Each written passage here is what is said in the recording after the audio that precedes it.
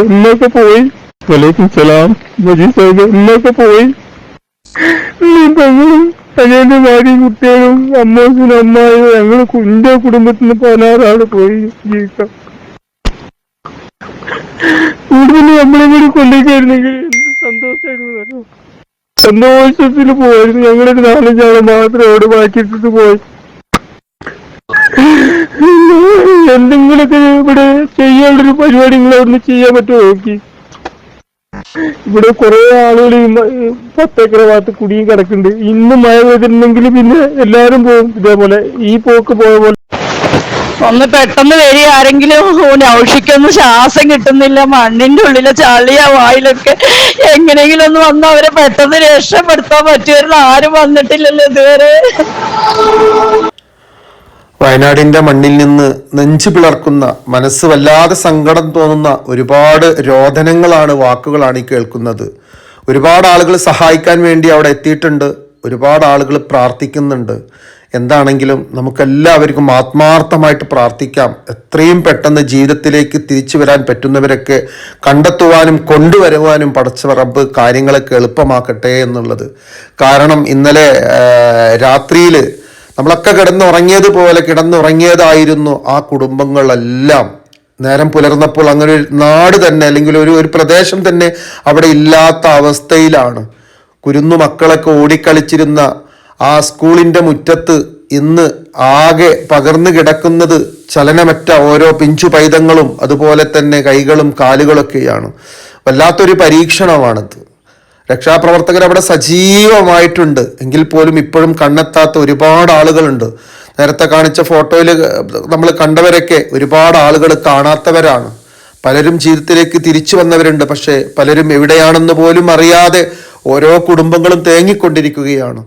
അള്ളാഹുവിനോട് നമുക്ക് അകമഴിഞ്ഞ് പ്രാർത്ഥിക്കാം. എത്രയും പെട്ടെന്ന് റബ്ബേ അവരൊക്കെ കണ്ടെത്തി ജീവിതത്തിലേക്ക് കൊണ്ടുവരുവാനും, അതുപോലെ തന്നെ അവിടെ സജീവമായി പ്രവർത്തിക്കുന്ന ഒരുപാട് പ്രവർത്തകരുണ്ട്. ജാതി മതഭേദമന്യേ രാഷ്ട്രീയം ഒന്നും നോക്കാതെ നമ്മുടെ ഒരു കേരളത്തിൻ്റെ വലിയൊരു സന്തോഷം തന്നെയാണത്. അള്ളാഹു അവർക്ക് പൂർണ്ണമായ കാവല് നൽകി ആരോഗ്യം നൽകി അനുഗ്രഹിക്കട്ടെ എന്ന് പ്രാർത്ഥിക്കാം. ഇന്നലെ രാത്രി ഒരുപാട് വിഷമങ്ങളുള്ള വോയിസുകളാണ് കേട്ടുകൊണ്ടിരുന്നത്. പലരും വീടിൻ്റെ പാളികളിലൊക്കെ പിടിച്ചു നിന്നിട്ടും കമ്പികളിലൊക്കെ പിടിച്ചു നിന്നിട്ടും പലരും പറയുന്നുണ്ട്, ഞങ്ങൾ ശക്തമായിട്ടുള്ള ഒരു ശബ്ദം കേട്ടു. അപ്പോൾ ഞങ്ങൾ വേഗം എണീറ്റ് പിറകോട്ടോടി. മുന്നിലുള്ള വീടുകളൊന്നും കാണാനില്ല. പിന്നെയും ഞങ്ങൾ ഒരുപാട് പിറകിലോട്ട് പോയപ്പോൾ പിന്നെ തിരിഞ്ഞു നോക്കുമ്പോൾ ഞങ്ങളുടെ വീടൊന്നും കാണാനില്ല. ഒരു കുട്ടിയെ കയ്യിൽ കിട്ടിയവരുണ്ട്. ഉപ്പ മുന്നിലൂടെ ഒഴുകിപ്പോകുന്നവരുണ്ട്. സ്വന്തം ഉമ്മ മുന്നിലൂടെ ഒഴുകിപ്പോകുന്നത് കണ്ടൊന്ന് സഹായിക്കാൻ പോലും പറ്റാത്ത ഒരുപാട് ആളുകൾ. അങ്ങനെ ഒരുപാട് വിഷമമുള്ള കാഴ്ചകൾ കണ്ട് വല്ലാതെ മനസ്സ് വിങ്ങിപ്പൊട്ടിയിട്ടുള്ള ഒരുപാട് ജനങ്ങളാണ് ഇന്ന് നമ്മുടെ ഈ ചൂരൽമലയിൽ താമസിക്കുന്നതും അതുപോലെ തന്നെ അതിൻ്റെ പ്രദേശങ്ങളിലുള്ള ഓരോ സ്ഥാപനങ്ങളിലായിട്ട് കഴിയുന്നവരും ഹോസ്പിറ്റലിൽ തിങ്ങി നിൽക്കുന്നവരൊക്കെ. അതുപോലെ തന്നെ ഒരുപാട് ആളുകൾ നമ്മളിൽ നിന്ന് വിട പറഞ്ഞു പോയിട്ടുണ്ട്. അവർക്കൊക്കെ അല്ലാഹു തആല ഉന്നതമായ സ്ഥാനം സ്വർഗത്തിൽ നൽകി അനുഗ്രഹിക്കുമാറാവട്ടെ. അവരുടെ ബാക്കി കൂടപ്പിറപ്പുകൾ സങ്കടം സഹിക്കവയ്യാതെ ഞങ്ങളെ കൂടി ഒന്ന് കൊണ്ടുപോകായിരുന്നില്ലേ എന്ന് ചോദിക്കുന്ന രീതിയിലാണ് കൂടപ്പിറപ്പുകളൊക്കെ പറഞ്ഞുകൊണ്ടിരിക്കുന്നത്. സഹിക്കാൻ ഞങ്ങൾക്ക് കഴിയുന്നില്ല, വല്ലാത്ത വേദനയാണ്, വിഷമമാണെന്ന് പറഞ്ഞുകൊണ്ട് കൂടപ്പിറപ്പുകൾ കരഞ്ഞുകൊണ്ടിരിക്കുകയാണ്.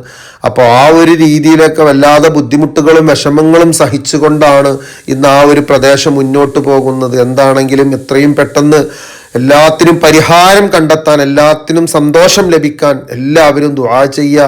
ആ ഒരു നാടില്ല, വീടില്ല, പ്രദേശമില്ല, കച്ചവട സ്ഥാപനങ്ങളില്ല, പള്ളിക്കൂടങ്ങളില്ല, പള്ളിയില്ല, മദ്രസയില്ല, അമ്പലങ്ങളില്ല, ഒന്നുമില്ലാതെ തരിശുഭൂമി എന്ന രീതിയിൽ അവിടെ വെള്ളം മാത്രമാണ്. പുഴ മാറി ഒഴുകി ഇന്ന് പുഴയേതെന്നോ നാടേതെന്നോ അറിയാത്ത അത്രയും അവസ്ഥയിലാണുള്ളത്.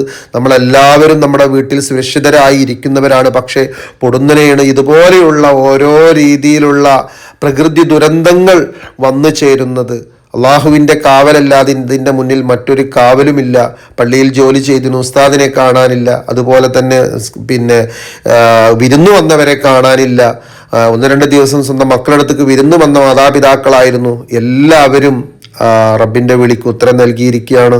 എന്താണെങ്കിലും സുരക്ഷിതമായി രക്ഷപ്പെടുത്താൻ കഴിയുന്നവരെ പെട്ടെന്ന് രക്ഷപ്പെടുത്താൻ അവിടുത്തെ രക്ഷാപ്രവർത്തകർക്ക് നമുക്കെല്ലാവർക്കും പ്രാർത്ഥിക്കാം. അതുപോലെ തന്നെ അവരുടെ കൂടെ നിൽക്കാൻ കഴിയുന്ന സഹായങ്ങളൊക്കെ എല്ലാവരും എത്തിച്ചു കൊടുക്കുക. നമ്മുടെ വീഡിയോസ് കാണുന്നവരെല്ലാവരും കഴിയുന്ന സഹായങ്ങൾ ഏത് രീതി, നമുക്ക് മാനസികമായിട്ടാണോ ശാരീരികമായിട്ടാണോ സാമ്പത്തികമായിട്ടാണോ ഏത് രീതിയിലാണ് സഹായിക്കാൻ കഴിയുക ആ രീതിയിലുള്ള സഹായങ്ങളൊക്കെ എത്തിച്ചു കൊടുത്തുകൊണ്ട് എല്ലാവിധ വിഷമങ്ങളിൽ നിന്നും അവരെ കരകയറ്റണം. അതുപോലെ തന്നെ മയ്യത്ത് കുളിപ്പിക്കാൻ കഴിയുന്നവരൊക്കെ അങ്ങോട്ട് എത്താൻ വേണ്ടി പറഞ്ഞിട്ടുണ്ട്.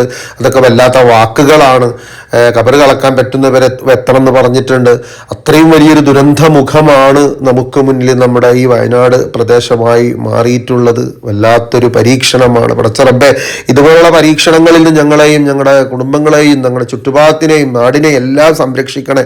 നിന്റെ പരീക്ഷണം താങ്ങാൻ ഞങ്ങൾക്ക് കഴിവില്ല റബ്ബേ എന്ന് നമുക്ക് ആത്മാർത്ഥമായി പ്രാർത്ഥിക്കാം. പ്രകൃതിയുടെ വികൃതിയായിട്ടുള്ള ദുരന്തങ്ങളാണെങ്കിൽ പോലും എല്ലാം നമുക്ക് പ്രാർത്ഥനയിലൂടെ അല്ലാതെ മറ്റൊരു രക്ഷയില്ല. എന്തിൻ്റെ മുന്നിലും മനുഷ്യനൊരു പരിധിയുണ്ട്.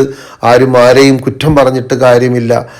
എല്ലാം ഒരു പരിധിക്കപ്പുറം മനുഷ്യനൊന്നും ചെയ്യാൻ കഴിയില്ല എന്നുള്ളതിന് തെളിവാണിത്. എന്താണെങ്കിലും വല്ലാത്ത മനസ്സ് നീറുന്ന, വിഷമിക്കുന്ന, അസ്വസ്ഥമാക്കുന്ന രംഗങ്ങളാണ് നമുക്ക് മുന്നിലൂടെ ഈ കണ്ടുകൊണ്ടിരിക്കുന്നത്. പടച്ച റബ്ബ് കാവല് നൽകട്ടെ, എല്ലാ കാവലും നൽകട്ടെ, എല്ലാ കാവലും നൽകട്ടെ.